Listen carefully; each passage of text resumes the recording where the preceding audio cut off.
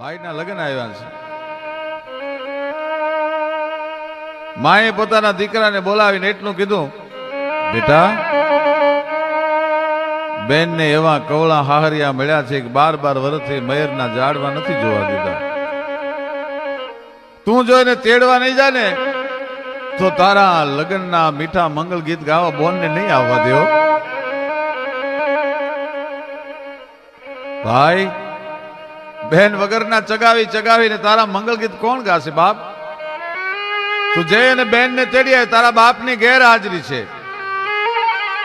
એક દીકરો અને દીકરીને મૂકી અને બાપ ગુજરી ગયો છે. ઉદર રહેતા બાપ ગયો અને જન્મતા મુઈ માં. ઘણ વીતશે હજી ઘણાય પડશે ઘા. રાણી રોળાના ઉજેરી પારકી મજૂરીઓ કરી કરી અને દીકરીના લગ્ન કરી દીધા છે. દીકરો નાનો છે. દીકરો આજ 18 વર્ષનો થયો, એના લગ્ન આવ્યા છે. માં કહે છે કે તું જઈને બેનને તેડી આવી. વેલણું જોડી અને ભાઈ બહેનના ગામના પાદરમાં આવ્યો. ગામના પાદરમાં ભાઈ આવ્યો. વેલડાને છોડી અને ગામના તળાવમાં બળદ પાવા માટે ઉતર્યો છે.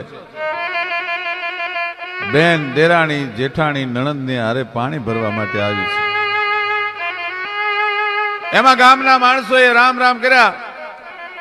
રામ રામ રામ રામ રામ રામ, જય માતાજી જય માતાજી જય માતાજી શબ્દ સાંભળ્યો.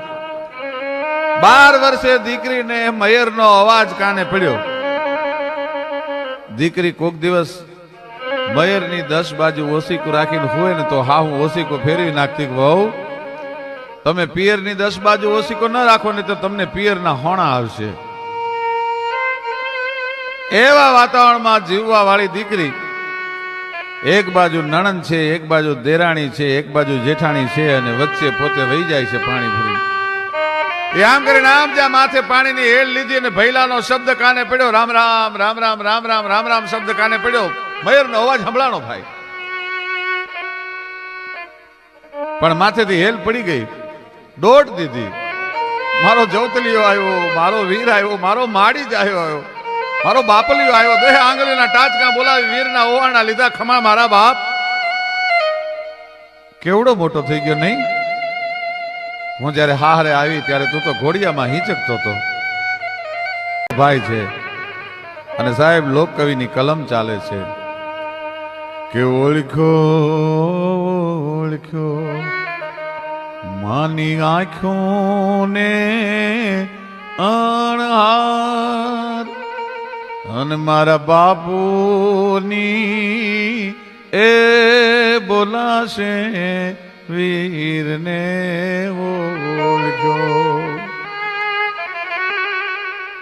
ઓળખો માની આંખોને અણહાર. માની આંખની અણહાર શું કામ? એટલા માટે લોકકવિની કલમની મજા ન્યા ઈ છે. ઝવેરચંદ મેઘાણી લખે છે, ઓળખો માની આંખોને અણહાર અને બાપુની બોલાશે વીરને ઓળખ્યો. દીકરી જયારે 6 મહિનાની હોય અને માં પેટ ભરાવતી હોય, ધાવણના ઘૂંટડા ભરતી હોય ત્યારે ટગર ટગર ટગર ટગર માની સામે જોઈ રહેતી હોય. એ દીકરી માની આંખોને ધાવણના ઘૂંટડાની હારે પોતાના હૈયામાં ગળી ગઈ હોય.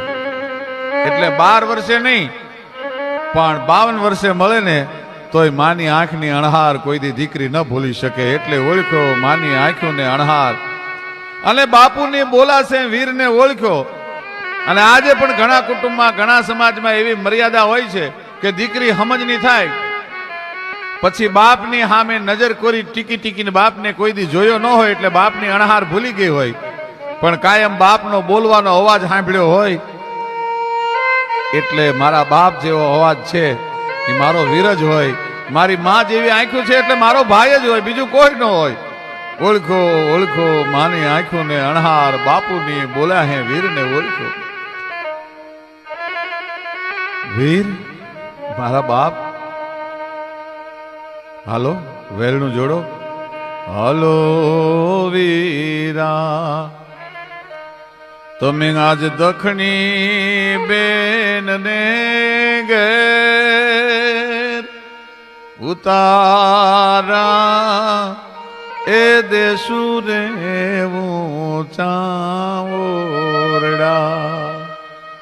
ઊંચા ઓરડામાં દીકરીએ ભાઈને ઉતારો આપ્યો. સાસરિયાની રજા ન મળે. આજે પણ ઘણા સમાજમાં એવો નિયમ છે, ત્યાં સુધી પોતાની બેનને ભાઈ ન મળી શકે. સાસરામાં બેનને રજા મળી પોતાના ભૈલાને મળવાની, અને બેન મળવા માટે ગઈ. પણ બેનનો ચહેરો જોઈ ખાનદાન દીકરી કોઈ દી ફાહરાની ફરિયાદ ન કરે. પણ બેનનો ચહેરો જોયો, ભાઈ સમજી ગયો. ભાઈ એમ કે છે કે બેન, બાપા 12 વર્ષથી તું મૈયરમાં નથી આવી, પિયર નથી આવી, સુખી તો છો ને?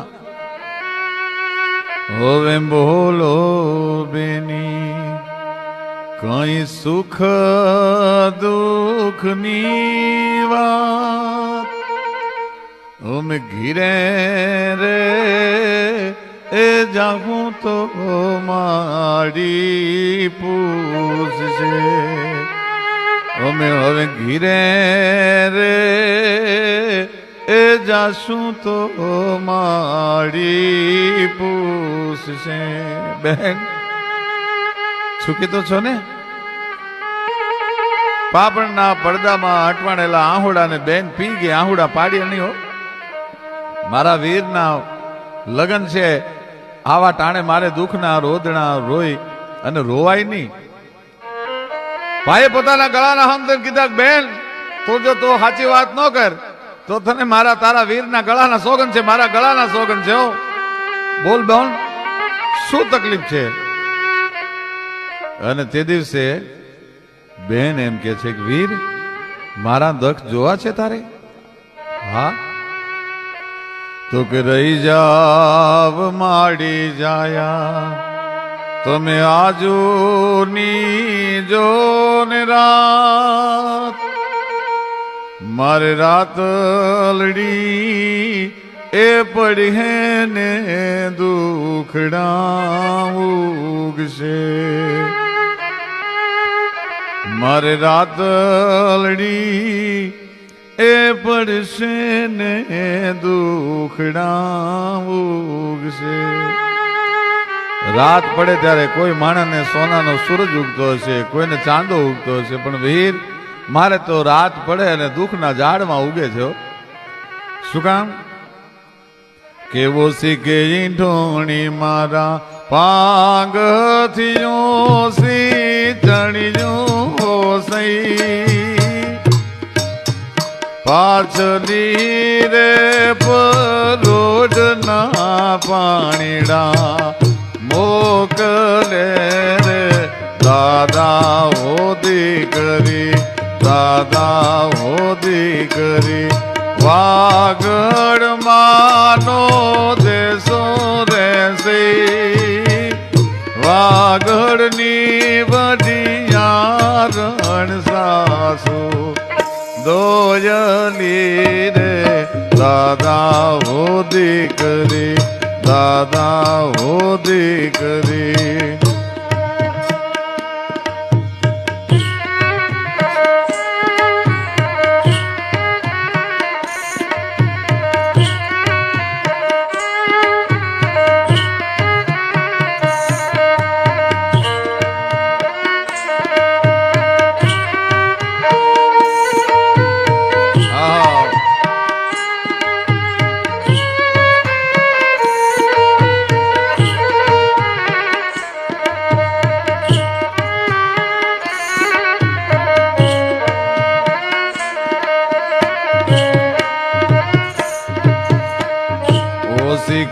ઢોણી મારો પાંગત જો સી ચણિયું રહેશે, આમીને ગોસરી જે મારા બેડલા રે દાદા હો દીકરે. હે વીર, મારી ઢોણી છે એનું ઓસીકું કરીને હું હોઉં છું, અને મારા ખાટલાની પાંગત છે ને સવારે વેલી પરોડીએ છોડી નાખું છું ને એનું હિંચણીયું કરી લઉં છું, અને હામી ઓહરીએ મારું બેડું છે. અને એનાથી વધારે વાત કરું તો દિયે દલાવે મને રાતડીએ કંતાવે હોસઈ, પાછલી રે પરોઢના પાણીડા હો દીકરી, દાદા હો દીકરી.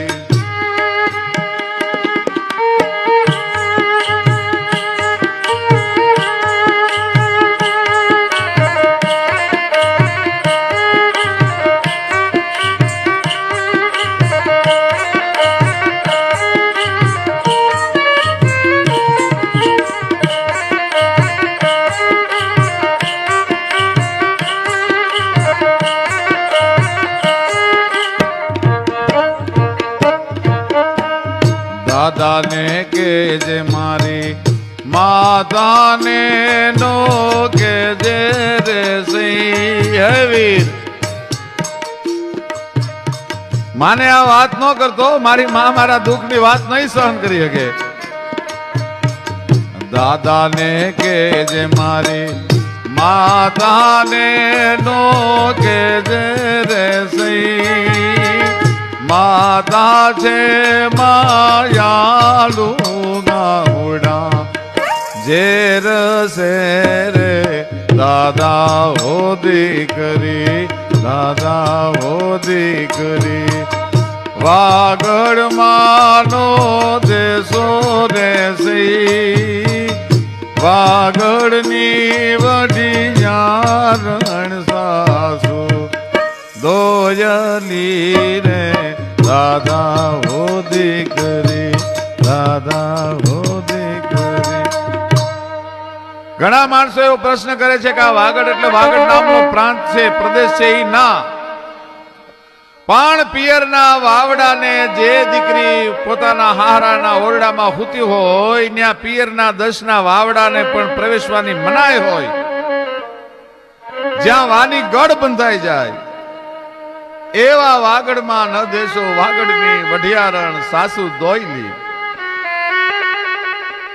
બેન પોતાના વેદનાની વાત એના વીરને કરે, પણ ઘરનો સીઆઈડી કહેવાય એવી નણંદ બારણાની આડે ઊભી ઊભી આ વાત સાંભળે છે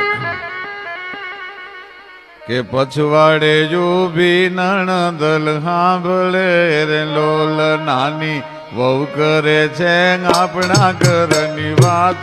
જો હોવે ભગોયા મોટા ખોરડા રે લોલ. પછવાડે જો ભી નણદલ સાંભળે રે લોલ નાની વહુ કરે છે આપણા ઘરની વાત. જો હોવે ભગોયા મોટા ખોરડા રે લોલ.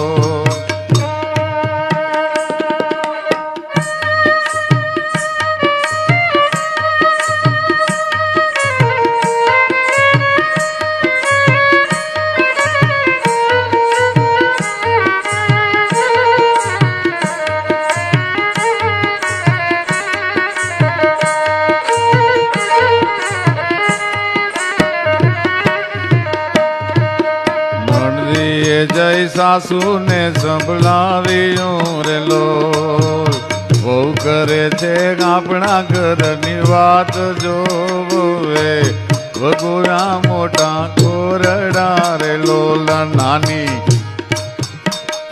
એ નાની વહુ કરે છે આપણા ઘરની વાત. જોવે વગોયા મોટા કોરડા રે લોલ.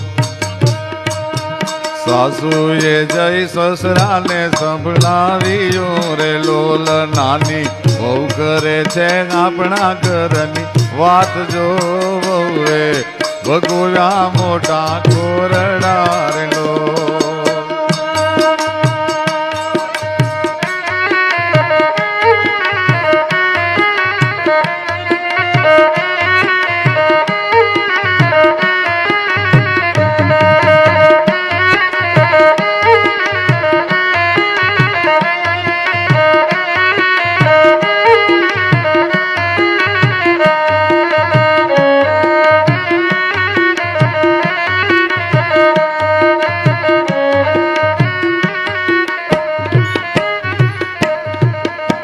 સદાજે જય જેઠને સંભળાવ્યું રે લોલ.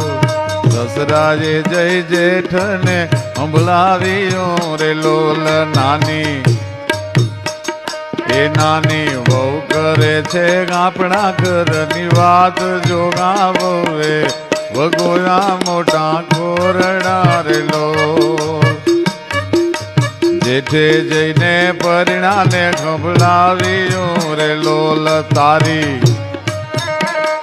આ તારી વહુ કરે છે આપણા ઘરની વાત જોવે વગોયા મોટા કોરડા રે લો વોવે વગોયા મોટા કોરડા રે લો નણદીએ જઈ સાસુ ને સાસુએ જઈ સસરાને ને સસરાએ જઈ જેઠને ને જેઠે જઈ પરિણાને સંભળાવ્યું. ઘણા માણસો એમ કે છે કે ભાઈએ 100 રૂપિયાની નોટ પકડે ને એમ કઈ કેમ ન કહી દીધું ગાંડી આ વાતને કોઈને કરાય નહીં, વાત કોઈને કરતી નહીં. તો એ ઘટના ત્યાં દબાઈ જાય અને સમાજને લોકકવિએ જે રાહ ચીંધવો છે, જે ઉપદેશ આપવો છે